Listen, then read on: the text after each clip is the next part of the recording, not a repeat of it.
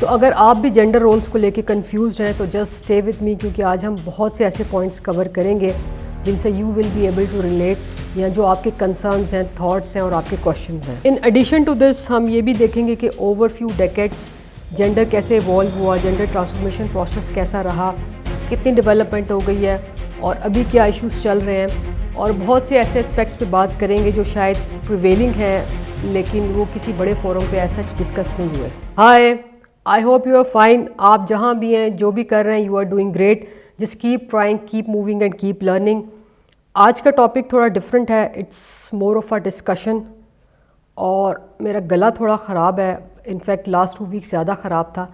आज I was feeling better, तो I thought let's talk about this topic. Gender आज भी highly sensitive to talk about, very complex और एक debatable issue है। ऐसा क्यों है वो मैं आपको आगे बताऊंगी। जेंडर पे बहुत सारे लोगों के डिफरेंट ओपिनियंस हैं और बहुत से डिफरेंट ग्रुप्स काम कर रहे हैं, और 3 से 4 ग्रुप ऐसे हैं जो बहुत एक्टिव हैं, जैसा कि फेमिनिस्ट ग्रुप है।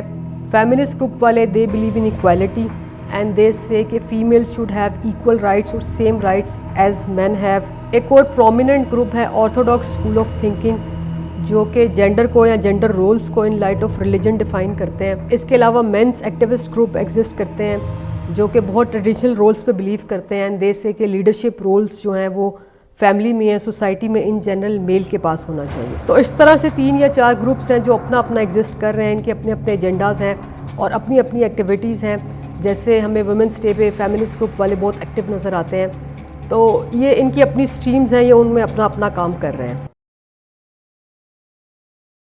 ये ग्रुप्स तो मैंने सिर्फ रेफरेंस के लिए शेयर किए हैं, मैं इनमें से किसी को सपोर्ट नहीं करती, ना ही मैं फेमिनिस्ट हूँ। मैं और आप या मेजॉरिटी हम में से इन ग्रुप्स को थोड़ा थोड़ा सपोर्ट करते हैं, और हमारे ज़्यादा कंसर्न्स शायद इनमें से कहीं भी एड्रेस नहीं हो रहे, और वो कंसर्न्स क्या हैं वो हम आज आगे डिस्कस करेंगे। तो जेंडर रोल्स में 2 टर्म्स हैं जिनको हम सेपरेटली डिस्कस करेंगे, but before we deep dive let me share a story of my friend. तो स्टोरी का एक ब्रीफ सा बैकग्राउंड ये कि मेरी एक दोस्त है, she is married, she has a 4 years old baby boy and she is also full time working. तो one day she called me in extreme stress. उसका इशू ये था कि her husband was pushing her to have another child, जिसके लिए somewhat she was not ready और she was not willing. कुछ उसकी मिक्सड फीलिंग्स थी। तो फ़ोन पे उसने मुझे ये कहा कि how can my husband expect this from me as he knows that I am likely to be promoted as director. मेरे बहुत सारे इंटरनेशनल इवेंट्स लाइंड अप हैं, मैं प्रेग्नेंट होकर बोर्ड मीटिंग्स कैसे अटेंड करूँगी। I already find it difficult to manage family with this job, मेरी salary इतने एक्स हो जाएगी, and this phase of my career is very important and he is being mean and selfish and so on so forth. तो phone पे she sounded too adamant. मुझे लगा अभी तो इसको कुछ समझ नहीं आएगा, और मैंने उसे ये कहा कि I hear you out, all your concerns are genuine, let me think, मैं 2 या 3 दिन में तुम्हें कॉल बैक करूँगी। तो मैंने उसे एक बहुत अच्छी सजेशन दी जिससे उसका प्रॉब्लम सॉल्व हो गया, और वो क्या था वो मैं वीडियो के एंड पे बताऊँगी। तो जेंडर है क्या?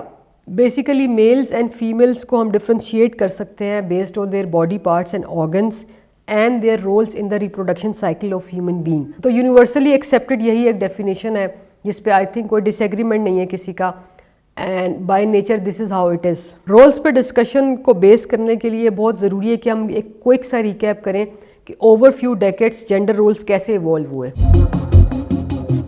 तो for the sake of discussion हम टाइमलाइन को 3 कैटेगरीज में डिवाइड कर रहे हैं। पहली कैटेगरी वो है जो हमारी मदर्स ने, हमारी ग्रैंड मदर्स ने फेस की है, हम सब ने स्टोरीज सुनी है।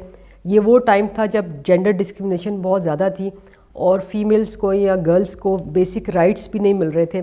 फॉर एग्ज़ाम्पल, जो अच्छा खाना था, अच्छा फूड था, अच्छा बेड था, that was for the son या male of the household. और एजुकेशन का तो बहुत ही रेयर था, बहुत कम फैमिलीज ऐसी थी जो अपनी बच्चियों को पढ़ा रही थी, और अर्ली और फोर्स्ड मैरिजेस जैसे इश्यूज भी एग्जिस्ट कर रहे थे। अगर आपकी नानी, दादी या कोई और एंसेस्टर हैं तो आप उनसे ज़रूर इस बारे में डिस्कशन करें, आपको बहुत सी ऐसी स्टोरीज सुनने को मिलेंगी। तो after that era, late 20th century, ये रियलाइजेशन हुई कि एटलीस्ट गर्ल्स या वुमेन के बेसिक राइट्स तो सिक्योर होने चाहिए, और उस पर बहुत ज़्यादा काम हुआ, हम सब ने विटनेस किया, बहुत सारी डेवलपमेंट भी हुई, और उसका रिज़ल्ट ये हुआ कि गर्ल्स एजुकेशन प्रमोट की, वुमेन एम्पावरमेंट पे बहुत ज़्यादा काम हुआ, और जो हाउस होल्ड लेवल पे डिस्क्रिमिनेशन हो रही थी या सोसाइटल लेवल पे डिस्क्रिमिनेशन हो रही थी वो काफ़ी हद तक मिनिमाइज़ हो गई। देन नेक्स्ट कैटेगरी वो है जो 21st सेंचुरी के बिगिनिंग से स्टार्ट हुआ, जिसमें लोगों ने ये कहा कि basic rights are not enough, women should have equal rights, equality पे और वुमेन एम्पावरमेंट पे बहुत ज़्यादा बात हुई और इस तरह के बहुत सारे और भी एजेंडाज आ गए। ये एक क्विक सा रिकैप था of what happened in last couple of decades. और जितनी भी जेंडर डेवलपमेंट हुई है इसके कुछ क्रिटिकल एस्पेक्ट्स भी हैं। हम जब भी किसी इशू को टारगेट करते हैं या कोई डेवलपमेंट करते हैं तो नंबर्स पे बहुत ज़्यादा फोकस होता है, उसी की क्वांटिफिकेशन होती है और उसी की डिसेमिनेशन होती है। जेंडर के केस में भी यही हुआ कि हमने बहुत ज़्यादा नंबर्स पे फोकस करा। मुझे ये लगता है कि नंबर्स के साथ साथ सोशल ऑडिट या सोशल इम्पैक्ट को भी क्वांटिफाई करना बहुत ज़रूरी है। जेंडर अवेयरनेस में मीडिया का बहुत रोल रहा है। हमने ये देखा है कि पाकिस्तान में भी और इंडिया में भी बहुत सारे ऐसे एडवर्टाइजमेंट्स, बहुत सारी ऐसी कैंपेन्स थी जो वुमेन एजुकेशन, वुमेन एम्पावरमेंट या इक्वल राइट्स को टारगेट कर रही थी, जो कि बहुत अच्छा रहा, जिससे बहुत ज़्यादा सोसाइटी लेवल पे अवेयरनेस आई। We all acknowledge that. तो अगर उन कैंपेन्स का हम थोड़ा सा इन डेप्थ एनालिसिस करें, इन कैंपेन्स या एडवर्टाइजमेंट्स में हुआ क्या कि आपने सोसाइटी को एज अ जनरल मैसेज दिया, इसके अलावा आपने पेरेंट्स को मैसेज दिया क्योंकि डिस्क्रिमिनेशन वहीं से स्टार्ट हो रही थी और ये बहुत ज़रूरी था कि पेरेंट्स को एड्रेस करें, और इसके अलावा आपने गर्ल्स को भी एड्रेस किया। बहुत से एड्स हमने ऐसे भी देखे जो यंग गर्ल्स को ही टारगेट कर रहे थे, लेकिन इन कैंपेन्स में एक बहुत बड़ा इशू ये रहा कि कम्युनिटी का या सोसाइटी का एक इम्पॉर्टेंट स्टेक होल्डर हमने कम्प्लीटली मिस किया या इग्नोर किया या निगलेक्ट किया, and that was son of the household या male member of the household. तो उसको हमने किसी कैंपेन में, किसी अवेयरनेस मैसेज में कहीं भी एड्रेस नहीं किया। हमने सारी अवेयरनेस, सारे अपने मैसेजेस तो थे वो टारगेट किए कम्युनिटी के लिए, पेरेंट्स के लिए और गर्ल्स के लिए। तो जो अनअवेयर बॉय है उसके माइंड में वही जेंडर रोल्स हैं जो उसने अपनी मदर को करते हुए देखा है या अपनी ग्रैंड मदर्स को करते हुए देखा है। और ये जो मैच हुआ है बिटवीन एन अनअवेयर बॉय या man and a career oriented women, ये बड़ा भयंकर रहा है। इसमें दोनों पार्टनर से बहुत ज़्यादा स्ट्रगल किया है और जेंडर ट्रांसफॉर्मेशन प्रोसेस इस स्टेज पे बहुत टफ रहा है। इसका एक व्यू पॉइंट ये भी है कि in last 10-15 years women empowerment पे काम करते करते कहीं ना कहीं हमने वुमेन को हाइपर एम्पावर कर दिया, and there are some parts, some segments of the society जहाँ पे women they are overcharged, over activated या over motivated towards their careers and education. इसका इम्पैक्ट ये है कि एज अ ह्यूमन जो फ्लेक्सिबिलिटी होनी चाहिए फीमेल्स में वो भी नहीं है, और पर्टिकुलरली जिन्होंने नई नई एजुकेशन कंप्लीट किया है या नया नया करियर स्टार्ट किया है उनमें तो फ्लेक्सिबिलिटी और भी कम है। इसीलिए मैंने शुरू में कहा था कि बहुत ही डिबेटेबल टॉपिक है एंड हाईली कॉम्प्लेक्स। स्टीरियोटाइप्स तो बहुत डीप रूटेड हैं जो अभी भी सोसाइटी में एग्जिस्ट करते हैं, and it will take many more decades to overcome those stereotypes. आज भी ऑर्गेनाइजेशंस डिस्क्रिमिनेट करती हैं कि ये particular role is for male और this particular role is for females only, या अगर आप किसी फीमेल स्मोकर को देखते हैं या मेल स्मोकर को देखते हैं तो you perceive both of them differently. तो ये सारी चीज़ों पे तो अभी भी there is a lot of work required. और इसी तरह there are many educated families या सोसाइटी के ऐसे भी सेक्ट्स हैं हु स्ट्रांगली बिलीव कि man should be the breadwinner and female should be the housekeeper. तो यही दो रोल हैं जो हमारे माइंड में फिक्स्ड हैं। इससे आगे हम स्ट्रगल कर रहे हैं या हमारे बहुत से कंसर्न्स हैं, and we want a very clear lines जिनकी बेसिस पे हम डिफ़ाइन कर सकें कि जेंडर रोल्स क्या हैं, मैंने क्या करना है, मेरे पार्टनर ने क्या करना है, या जो है हम इसको फुली ट्रांसफॉर्म कर लें। और मुझे लगता है कि जेंडर रोल्स को डिफ़ाइन करने के लिए हमें इसको बहुत मैच्योरिटी से अप्रोच करने की ज़रूरत है। एक और इसका क्रिटिकल एस्पेक्ट ये है कि जेंडर रोल्स बहुत ज़्यादा वेरी कर रहे हैं in the same society. For example you may be experience different roles, आपके सिबलिंग्स जो हैं वो डिफरेंट एक्सपीरियंस कर रहे हैं, आप नेबर्स में देख रहे हैं they are running house in a very different way, जबकि आपके घर जो हाउस हेल्प आ रही है उनके यहाँ जेंडर रोल्स बहुत ही डिफरेंट हैं। It's a mix basically. और एज अ सोसाइटी हम कहीं ना कहीं एक दूसरे पे पीयर प्रेशर ज़रूर क्रिएट करते हैं, क्योंकि कुछ लोग ट्रांसफॉर्म कर गए, उन्होंने एक्सेप्ट कर लिया है, कुछ अभी इन बिटवीन है, इन वे हैं, और कुछ जो हैं वो they are living in old times and they are not ready to adopt this change. एक और चीज़ मैंने बहुत ज़्यादा ऑब्जर्व की है फीमेल्स में, particularly those who are educated but they could not continue on their careers. तो ऐसी फीमेल से जब भी इंटरेक्शन होती है आई फील कि they have a lack of confidence, और अगर वो किसी भी वजह से अपना करियर या अपनी जॉब कंटिन्यू नहीं कर सकी तो I think it's their choice, there decision, it doesn't make them less. और फैमिलीज़ का टेक केयर करना या किड्स को रेज करना आई थिंक इज़ इक्वली और more important job. I would like to appreciate and encourage all those women, they are doing incredible job.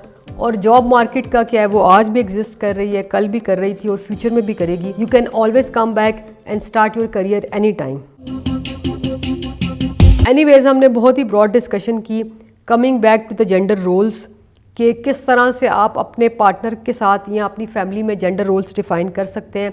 इसके लिए 3 parameters हैं जिनकी बेसिस पे आप इजीली डिफ़ाइन कर सकते हैं कि आपके जेंडर रोल्स क्या होंगे. बट बिफोर दैट मैं अपनी स्टोरी कंप्लीट करूंगी. मैंने अपनी दोस्त को आफ्टर सम डेज़ कॉल किया और मैंने उसे ये कहा कि मैंने तुम्हारे लिए एक बहुत परफेक्ट सोल्यूशन ढूंढा है जिससे तुम्हारा करियर भी कॉम्प्रोमाइज़ नहीं होगा and you guys will also have a child. तो उसने पूछा क्या.